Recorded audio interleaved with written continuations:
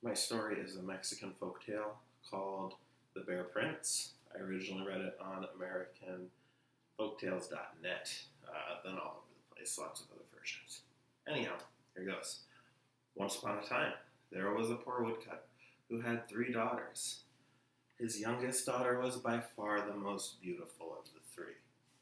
One day, when the woodcutter was out cutting wood, as woodcutters do, he found that someone had taken a hold of his axe. He turned around to find a giant, vicious, awful bear. And the bear said, "Roar, what are you doing in my forest? Who said that you could take my wood?" The woodcutter was terrified. He said, I'm sorry. Lo siento, señor oso. I didn't know that this was your forest. I'm just trying to cut wood so I can afford to feed my 3 daughters. The bear ponders on this for a moment. He says, I have a solution. If you allow me to marry one of your daughters, I will not only let you keep that wood, I also won't eat you for dinner. Well, the woodcutter thinks about this. Without him, his daughters have no way to support themselves. They would starve. So he agrees. He goes home. He tells his daughters. The 2 oldest daughters, of course, say, I would rather die than marry a bear. But the youngest daughter was as kind and wonderful as she was beautiful, and she agreed that if it would help the family, she would marry the bear. He took her to the forest, introduced her to the bear. The bear agreed, and he was satisfied, and they were married in full Catholic rites, of course.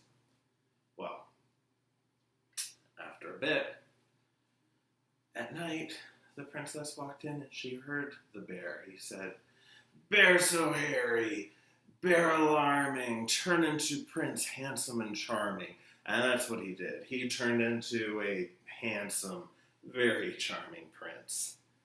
And he explained to her that he had a curse. He had to say this rhyme in the morning to turn into a bear all day. And then at night he would say this other rhyme and he would turn into a prince all night. You can't tell anyone, though, he explained to her. She agreed. 7 months later, she was missing her family. She went home for a visit. She was dressed beautifully. She hadn't been home in a while. She wanted to impress her family, really make a good impression. But it made her sisters jealous, and they mocked her. Oh, Senora Oso, you're married to a bear. Ha ha ha ha. They kept going on until she couldn't take it anymore. Without thinking, she snapped. She told the bear's secret. She told about the rhyme, how he was actually a handsome prince. But the sisters, they said, well, that's an easy solution. If he has to say the rhyme while he's asleep, tie him up, bind his mouth so he can't speak, and he won't be able to say the rhyme. He'll stay a prince. She says, okay, maybe that's not a terrible idea. And so sure enough, she goes home. She does this. The prince wakes up in the morning, finds that he's gagged. He can't speak. He's tied up so he can't take the ropes off. And he doesn't turn into a bear. When she takes the binding from his mouth, he says, my love, if we were married for 1 year and 1 day, the curse would have been broken forever. But now, I'm afraid that you'll never see me again unless you can find me at the Castle of Faith. And he disappears. Well, she had fallen quite in love with her bear prince at this point, and so she packed up her things and she went to search for him. As she came down the road, she came to a house where lived a wizard. And she said, surely this wizard will know. Wizard, do you know where the Castle of Faith is? The wizard says, I do not, but my father lives further down the road. He's an older, wiser wizard. He may know, but take this magic nut. If you get into trouble, break it.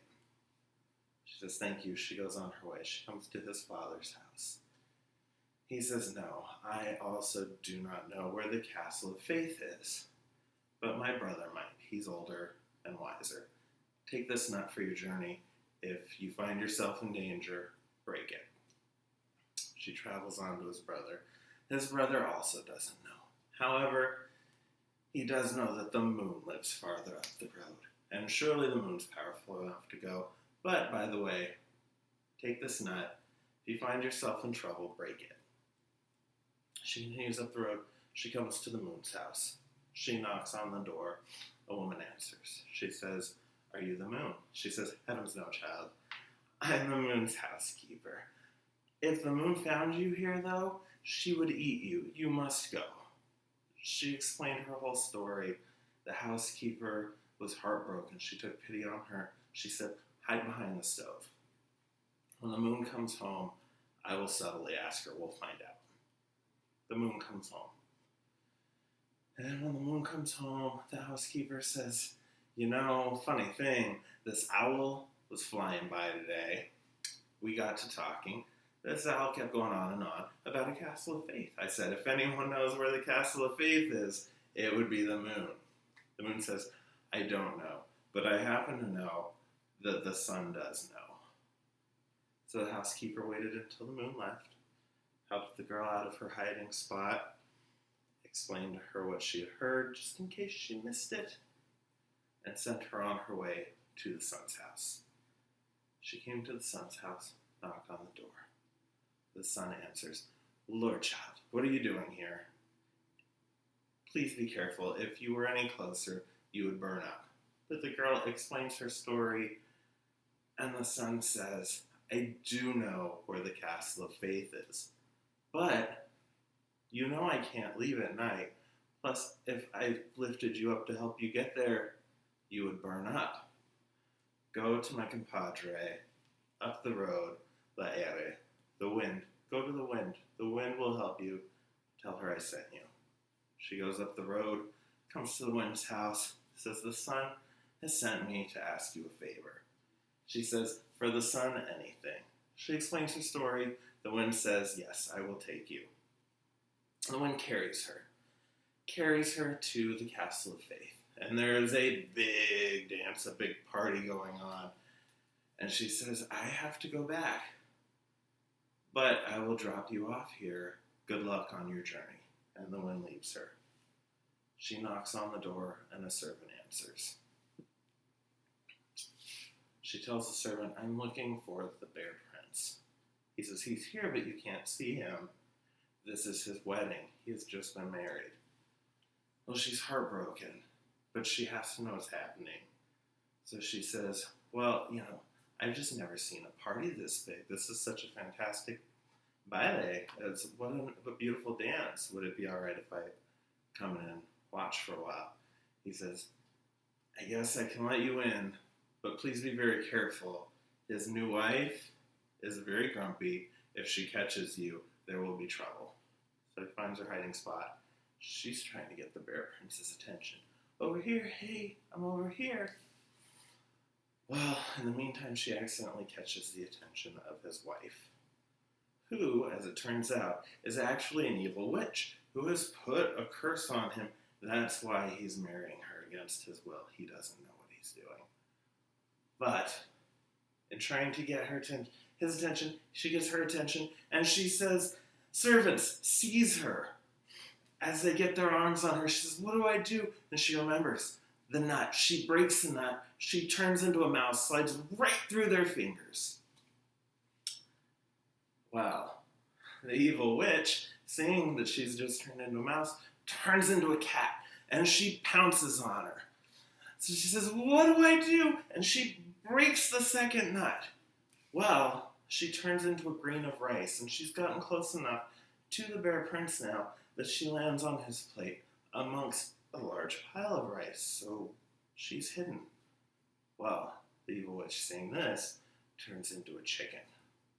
The chicken begins to peck at the rice, eating it up. She says, "What do? I have one more nut." She breaks the nut, turns into a coyote, and swallows the chicken in one bite.